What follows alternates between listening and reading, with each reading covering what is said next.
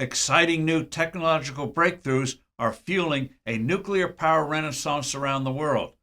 But bad policies are hindering the U.S. from leading the way, thereby giving China and others a huge competitive advantage. Hello, I'm Steve Forbes, and this is What's Ahead, where you get the insights you need to better navigate these turbulent times. Demand for nuclear power is mushrooming. It's about time. The emotional hang-ups are receding, and more policymakers are finally facing the fact that generating nuclear power is safer than producing fossil fuels and renewables. It's also cleaner, no emissions of carbon dioxide.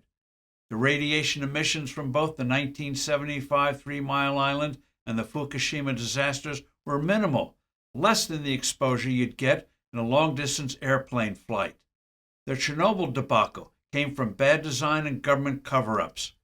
Europe is quickly shedding its allergies to this source of energy.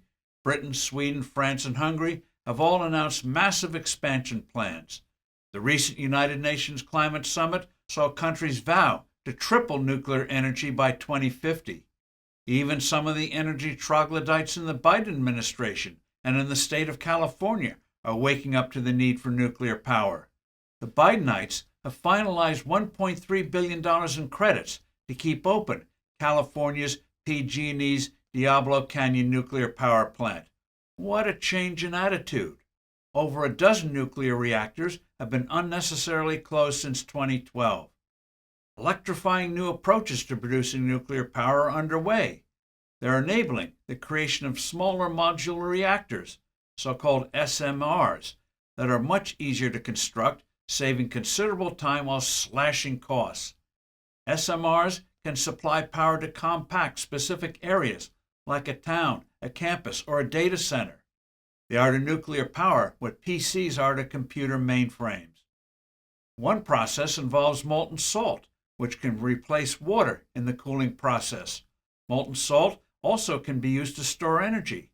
Back in the 1950s, the Air Force examined nuclear-powered aircraft using a molten salt-based technology so that bombers wouldn't have to be refueled.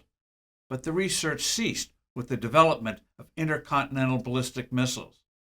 But there is a cloud over these breakthroughs. Government regulation is stifling them, adding immense project-killing costs. The Nuclear Regulatory Commission, the NRC, imposes ludicrous and unnecessary rules. For example, its radiological exposure standards are 100 times stricter than Environmental Protection Agency rules for air pollution exposure. The NRC's process for approving new designs is mind-numbingly complex. It took one company 6 years to get the green light for an SMR design. One notable SMR project was canceled because of regulatory foot-dragging.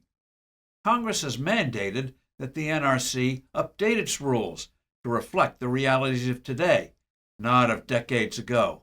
But typical of a hidebound government bureaucracy, the NRC's changes have made things worse. In developing innovations, there's the concept of the so-called learning curve. As you do a project, you constantly come across better ways of doing things.